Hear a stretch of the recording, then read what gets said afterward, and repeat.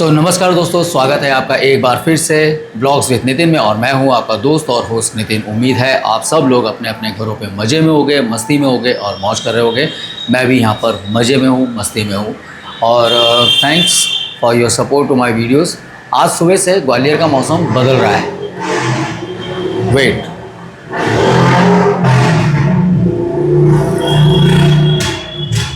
ये अभी आप जो सीन देख रहे हो ना आसमान का, ग्वालियर में सवेरे सवेरे इतने सारे बादल थे, ऐसा लग रहा था जैसे कि बहुत सारी बारिश होने वाली है, बहुत तेज़ बारिश होने वाली है। और अचानक से दोपहर के समय में मौसम एकदम बदल गया। दोपहर के समय में फिर तेज़ बारिश की बजाय तेज़ धूप निकल के सामने आ गई है। तो इस तरीके से ग्वालियर का मौसम अभी इस समय फ्लक्चुएट कर रहा है। कभी एकदम से गर्मी हो रही है, कभी एकदम से बारिश हो रही है। और अभी मैं वेट कर रहा हूँ केदार का। केदार मेरे से जो छोटा वाला भाई है, उसके साथ अपना पीएस का जो उसका प्ले स्टेशन है, उसका रिमोट मैंने आपको बताया था कि उसने ख़राब कर दिया है, वो सही कराने के लिए गया है।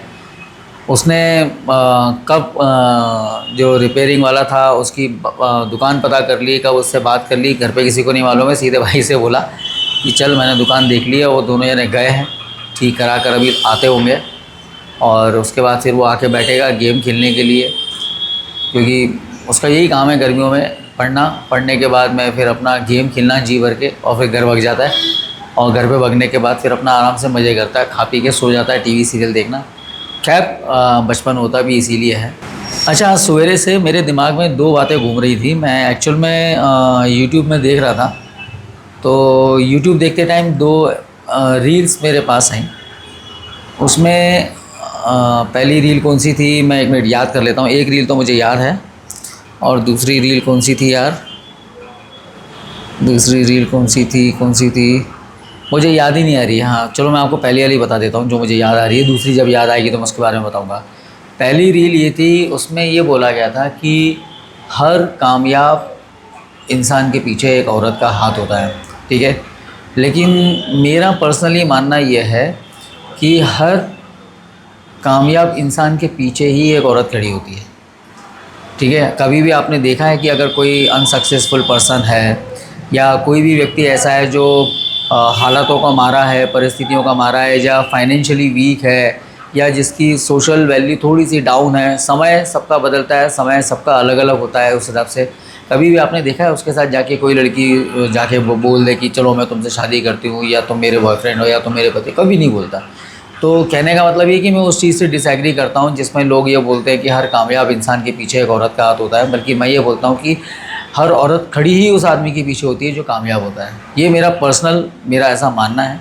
आप लोगों का क्या मानना है मुझे नहीं मालूम, लेकिन पर्सनली मैं ये सोचता हूँ। मुझे दूसरा वाला जो रील था वो मुझे याद नहीं आ रहा। यस, याद आया।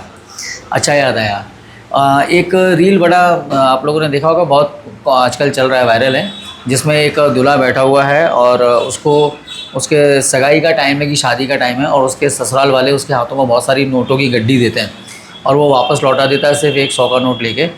और उसके बाद फिर ऊपर एक टैगलाइन लिखी थी कि काश हर लड़के को उसके माँ बाप ऐसे ही संस्कार दें तो इस दुनिया में दहेज प्रथा ख़त्म हो जाएगी, ठीक है।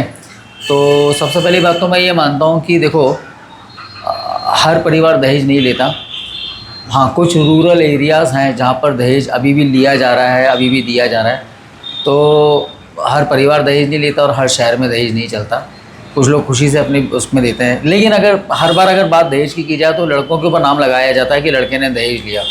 लेकिन अगर आप पर्सनली इस चीज़ को थोड़ा सा गौर से देखेंगे ना, तो आप खुद पाएंगे कि लड़कियां जो होती हैं ना, लड़कियां खुद भी दहेज लेती हैं। अब वो दहेज कैसा होता है? वो दहेज ऐसा होता है कि उनको अच्छा परिवार चाहिए, पैसे वाला परिवार चाहिए। लड़का उनका जिससे वो शादी करें वो सरकारी नौकरी में होना चाहिए, लड़का स्मार्ट दिखना चाहिए, घर उसका एक सेपरेट होना चाहिए। तो ये भी तो एक तरीके से दहेज है।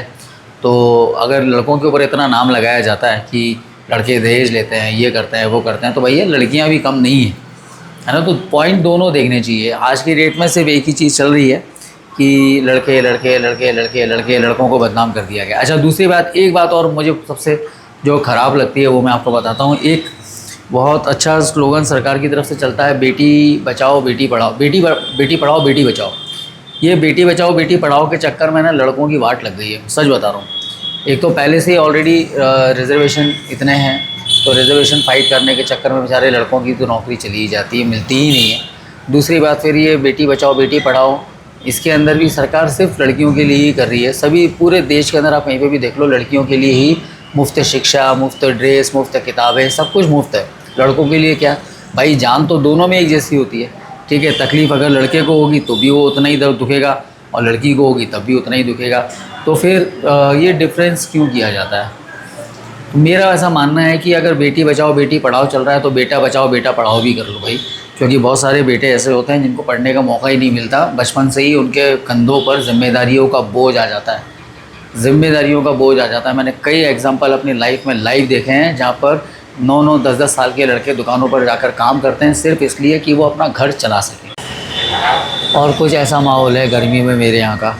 सवेरे इतना अच्छा मौसम था, इतना अच्छा मौसम था कि क्या कहने। सवेरे ऐसा लग रहा था कि जैसे अभी बारिश होगी और गर्मी से काफ़ी हद तक राहत मिल जाएगी, लेकिन यहाँ पर तो राहत मिलने का कोई काम ही नहीं है यार। और ये सामने देखो, ये ऑटो वाले नहीं टमटम वाले लगे हुए हैं। गर्मी में ये भी परेशान हो रहे हैं लेकिन बैठे हुए हैं गाली गलौज करते हुए। सो गुड इवनिंग दोस्तों, अब हो चुकी है शाम और बज रहे हैं 7। दिन भर क्लास वगैरह लेने के बाद फिर मैं आराम से कमरे में गया, थोड़ा मैंने रिलैक्स किया। रिलैक्स थोड़ा क्या मतलब बहुत ज़्यादा ही किया, और टीवी वगैरह देखी। उसके बाद अभी मुझे यहाँ से निकलना है और मुझे जाना है यहाँ से डीबी मॉल की तरफ। मुझे वहाँ एक मेरे स्टूडेंट से मिलने जाना है। कल उसके घर से फ़ोन आया था तो थोड़ा सा मिलने के लिए जाना है, तो अभी मैं वहाँ जाऊँगा। और मौसम का मैंने आपको बता ही दिया, मौसम किस हिसाब से चल रहा है। अच्छा, दोपहर को मैंने आपको जो बातें मैंने अभी बोली थी ना, वो तीनों बातें एग्जैक्ट सच हैं। आप में से कितने लोग उन सब बातों से एग्री करते हैं मुझे बताना, मैसेज के थ्रू बताना कि कितने लोग आप में से उन सब बातों से एग्री करते हैं। एक सक्सेसफुल पर्सन वाली, दूसरी दहेज वाली, और तीसरी जो बेटी बचाओ और बेटी पढ़ाओ वाला है।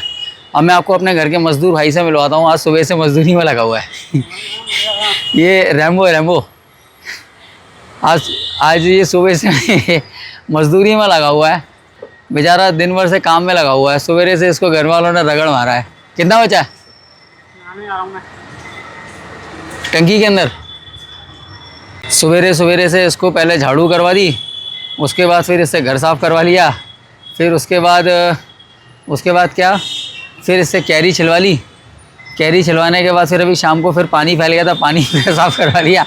ये हमारे घर का फ्री का मज़दूर है। तो ऐसे मज़दूर आपको बहुत कम मिलते हैं कि आराम से क्यों उसमें चल रहा है ना तू? पूरा खाली कर दिया भाई। हमारे घर के बगल वाला ये फ्लैट है, ये जो फ्लैट मैं आपको दिखा रहा हूँ, ये पूरा खाली कर दिया। ये खंडेलवाल स्वीट्स का फ्लैट था, ये इन्होंने किसी को सेल आउट कर दिया और अब किसी और शहर में शायद ये रहने के लिए जा रहे हैं। पूरा आपको दिख रहा है ना अंदर, देखो खाली खाली सा दिख रहा है, पूरा घर खाली कर दिया। बड़ा बुरा लगता है यार जब कोई मतलब अपने पड़ोस में रहने वाला काफ़ी लंबे समय से रह रहा हो, अच्छा पड़ोसी हो, और उसके बाद वो अपनी प्रॉपर्टी को सेल आउट करके चला जाए। अब बुरे लोग चले जाएँ, मैं बोलता हूँ बुरे लोग तो दुनिया से निकल जाएँ तो ज़्यादा अच्छा है। उन लोगों का तो धरती पर भी कोई काम नहीं है, ठीक है। लेकिन अच्छा व्यक्ति कोई जब चला जाता है तो बड़ा आखरता है। अब खैर ठीक है, जैसा उनको सूटेबल होगा तो वो करेंगे। और मुझे मेरी छत पे एक चीज़ समझ में नहीं आ रही है, ये किसी ने चूना फोड़ा है। अब ये चूना फोड़ा किसने, ये मुझे समझ में नहीं आ रहा है। और ये पक्षियों का ये दाना पड़ा हुआ है, ये बेचारे सुबह सुबह पक्षी आ जाते हैं क्योंकि गर्मी है, तो मैं ऐसा दाना यहाँ भी भर के रख देता हूँ। और सामने वाली छत का तो आपको मालूम ही, इस वाली पूरी छत के ऊपर मैं यहाँ पर डाल के रख देता हूँ इतने इसमें, ताकि पक्षी आराम से खा सकें। और गर्मी का मैंने आपको बोला ना, आपको ऐसा लग रहा होगा कि मैं गर्मी कितनी कर रहा हूँ, तो मैं आपको यहाँ के पौधे दिखाता हूँ। कितने सारे पौधे जल गए, ठीक है। आपने वीडियो में पहले वाले में देखा था, ये देखो ये नींबू का पेड़ है, पूरा सूख गया। अब इसके बाद ये देखो ये बैम्बू ट्री है, बांस का पेड़ पूरा सूख रहा है। गर्मी का मतलब मैं आपको लेवल बता रहा हूँ कि किस हिसाब से। पानी इसमें भी मैंने डाला हुआ है, ये वाला जो पेड़ है जेड प्लांट, इसके अंदर भी पानी डाला है, लेकिन ये ठीक है, लेकिन ये पूरा सूख गया। इसके साथ में ये वाला देखो, अब ये चंपा का पौधा है, चंपा के पौधे की पत्तियाँ भी आपको जली हुई सी दिखाई दे रही होंगी, ठीक है। ये वाला प्लांट मैंने आपको बताया था, इसका नाम आप मुझे बताना, इसकी भी पत्तियाँ काफ़ी जल गई है। इधर ये गुड़हल का पौधा है, गुड़हल का पौधा भी देखो आप पूरा का पूरा जल गया है एक तरीके से। इसको भी रिकवर होने में काफ़ी टाइम लग जाएगा। साइकस का पौधा है, आपने मेरे पुराने वीडियोस अगर देखे होंगे तो उसके अंदर ये पौधे हरे दिख रहे होंगे। ये वाला पौधा मैंने आपको बताया था वैजंती का है, इसकी भी पत्तियाँ सूख गई है। ये भी देखो साइकस का पौधा एकदम से पीले से हरा था, बिल्कुल एकदम पीला हो गया।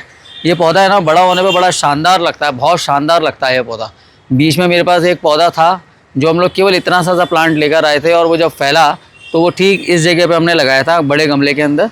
और वो तकरीबन उसकी अगर मैं रेडियस बताऊँ तो रेडियस के हिसाब से अगर हम लोग बात करें तो 3.5-4 मीटर रेडियस तक फैल गया था। वो इतना बढ़िया लग रहा था, लेकिन उसमें पता नहीं क्या टिक्स वगैरह लगे, क्या कीड़े मकोड़े जो होते हैं पौधे के वो लग गए। उसके बाद तो पूरा का पूरा पौधा ख़राब हो गया, फिर वो वापस कर ही नहीं, मतलब उभर ही नहीं पाया। इसलिए उसी में से ये जो पौधे मैंने आपको साइकस के दिखाए नहीं है, उसी में के हैं। तो इसको अब रिकवर करेंगे, और इसको जब ये बड़े हो जाएंगे फिर इनको बड़े प्लांट में लगाएंगे। अभी हाल फ़िलहाल तो मैं चलता हूँ मैं DB मॉल की तरफ, क्योंकि मुझे वहाँ जाना है। तो वहाँ पे मेरा एक स्टूडेंट है जयादित्य, वो मेरा वेट कर रहा होगा, उसके घर पे वेट कर रहे होंगे, तो मैं वहाँ पहुँचता हूँ। आज का ब्लॉग मैं यहीं ख़त्म करता हूँ, और उम्मीद है आपको आज का ब्लॉग पसंद आएगा, और आपको मेरी बातें सही लगी हों तो प्लीज़ मुझे मैसेज बॉक्स में बताइएगा ज़रूर कि कैसा लगा आपको। और आप मेरी बातों से अगर सहमत हो तो भी और असहमत हो तो भी मुझे मैसेज बॉक्स में कमेंट करके बताइएगा कि डू यू एग्री और नॉट। ठीक है, तो आज का ब्लॉग मैं यहीं ख़त्म करता हूँ। अगर आपने चैनल को अभी तक सब्सक्राइब नहीं किया है तो प्लीज़ सब्सक्राइब ज़रूर कर लीजिएगा, और अपने दोस्तों के साथ शेयर कीजिए। वीडियो पसंद आए तो लाइक कीजिए। तो मिलते हैं आपसे हमारे नेक्स्ट वीडियो में, तब तक के लिए टेक केयर, टाटा एंड बाय।